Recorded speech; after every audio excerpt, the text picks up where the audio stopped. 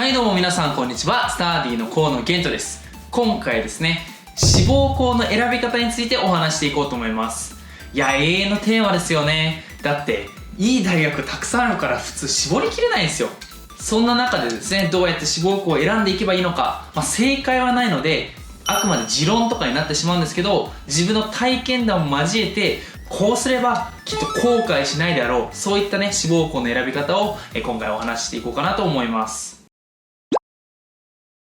そもそも今5月で、入試まで最短でも9ヶ月ぐらいですかね。9ヶ月あるわけじゃないですか。なんで志望校を決めなきゃいけないかっていうと、その志望校によって必要な重点を置かなきゃいけない科目だったり、ペース配分ですよね。どれぐらいその科目に重点を置かなきゃいけないのか。さらにはその問題の難易度、どのレベルまでの能力が求められているのかっていうことをしっかりと把握しないと、勉強の方向性っていうのを間違ってしまうからなんですね。もちろんですね、9ヶ月以上もあるので、だいぶですね、この後変わってくるとは思うんですけど、でもやっぱり大枠の部分、要は何かしらの目標があってそれに向かっていった方が集中力だったり、勉強しなきゃっていう必要性だったりっていうものが明確になってくるので、そういった意味でも定めておくっていうことは非常にですね、モチベーションとしても有効なんですね。普通に何科目受けるかっていうのはかなり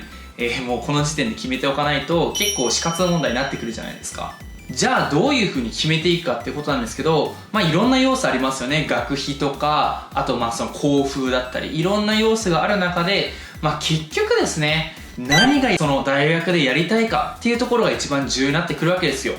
結局医学を学びたいのに別の学部行っても意味ないし、はたまた物理学系を学びたいのに別の、経済学とか行っても結局そんなに関わりないじゃないですか。やっぱりですね、やりたくもない学問をやるのって苦痛ですよ。本当に4年間、多い人で6年間大学ってあるわけじゃないですか。その中でやりたくもない、とりあえずいいところ行っとこうみたいなノリで行った学部で、もうなんか苦手だなって思うものをずっと4年間やり続けて、何の意味もないのにやりたくないのになと思いながらやるのは本当に苦痛だっていうことはもう大学生みんな言ってるので、しっかりとですね、最初はやりたいことをベースに考えてもらえたらいいのかなと思います。ただですね、ぶっちゃけ無理ですよね。もう高校生の時にこれやりたいみたいな崇高なね理想を掲げてねやる人なんてね、ほとんどいないですよ。もうほんの一握りだと思いますよ。僕自身ですね、高校の頃大学に入って何やってっていう風に将来のビジョンを全部立ててたっていうことはね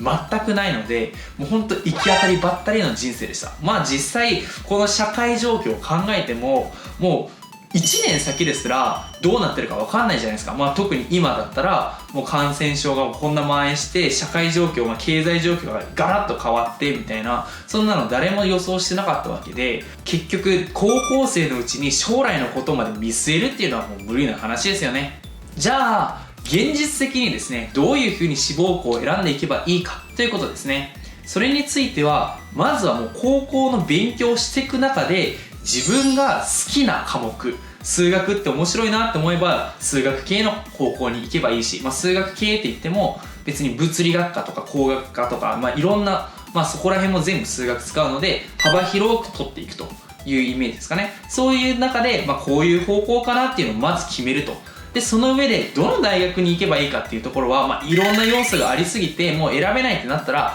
とりあえず偏差値高いところに合わせとけば大丈夫です。これがね11月とかだとまた話は変わってくるんですけど、5月の時点だったらもう高いところしっかりと目標を高く定めておくっていうことが重要です。その理由についてお話ししますと、まずは単純に目標の下方修正は楽なんですね。結局勉強とかはその大学で問われてるレベルのものに合わせて勉強するので、低いところから上に行くのは大変だけど、難しいところを最初にやっといて、これとちょっと難しそうだなってやって下に合わせていくっていうのは比較的容易。しかも科目数的にも科目数を減らすことはできるけど、増やすのってかなり労力かかるんですね。ということでまずは高いところを目指しておく。しかもですね、偏差値高い大学に行っておくことのメリットとしてはいろいろあって、もちろんこれは一概には言えないんですけど、相対的に、その全体を平均的に見るとやっぱりいろんなものが見えてる人が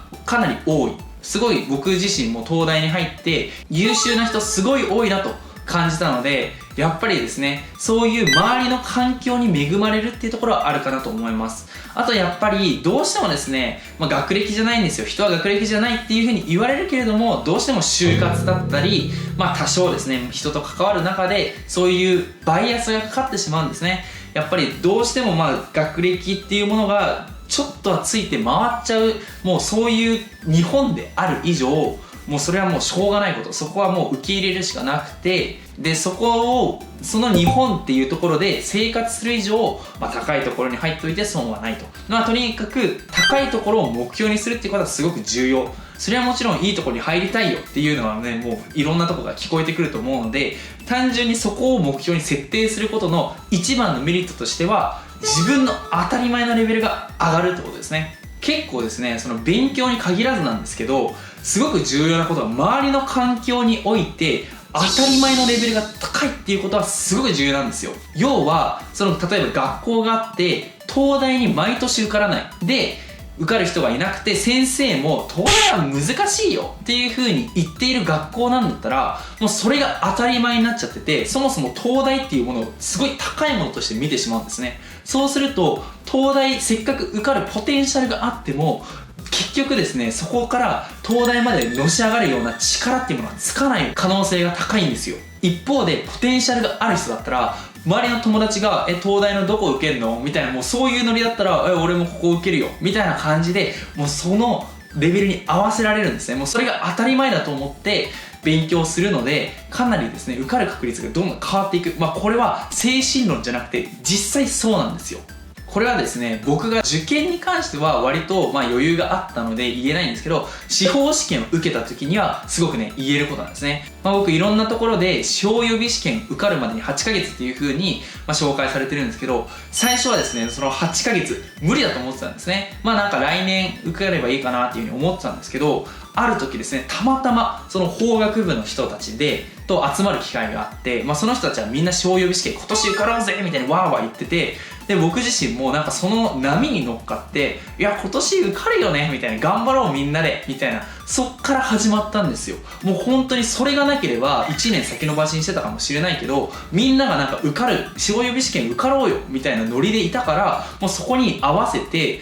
でみんなが喋ってるレベルに、こういうレベルまでみんな来てんのか、それが当たり前なんだな、みんなすごいな、じゃあ自分もその当たり前のレベルそこに合わせなきゃいけないのかっていうので、めちゃめちゃ勉強して、もう今年受かんなきゃっていう思いで行ったので、もう本当にそこが全てなんですよ。自分の当たり前、こうするよね普通に、みんなそうだもんっていうノリで、じゃあ頑張ろうっていうところで頑張れた。そこが僕の中ですごい司法試験合格できたかできなかったかのラインで大きかったなって思うので、皆さんもですね、ぜひその当たり前のラインを上げて、そこの例えばじゃあ早稲田だとしましょう。早稲田頑張って目指しています。じゃあその早稲田頑張って目指してます、きっと受かるよね、みんなで受かろうぜっていうコミュニティの中でしっかりといて、そこの早稲田を目指して受かるっていうことを当たり前のレベルにしていくっていうことがすごく重要なんじゃないかなというふうに思います。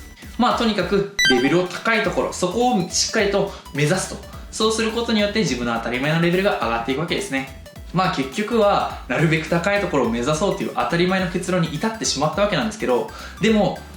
それはそうとして、もう結局ですね、絶対にブラしてはいけない最重要なこととしては、自分なりのロジックを持つということなんですね。すなわちちゃんと自分の中で何かしら一つでもいいので、この大学を目指してるのはこうだからだっていう自分の腑に落ちる何かしらの理由を一つ見つけるということなんですね。それも本当にどんな理由でもいいんですよ。学費が安いとかでもいいし、家から近いとかでもいいし、もう何でもいい。とにかく自分なりのロジックを持つ。でしっかりと考えた上で、この大学を俺は目指してるのはここがいいからだみたいな感じで一つもう本当に決められてしまえば、あとはですね、そのとこに入った後で後悔しないんですよ。ちゃんと考えた上で、あの時はああいうロジックでこの大学を目指すっていう風に決めてたわけだから、しょうがないよねっていう風に自分で納得できるわけなんですね。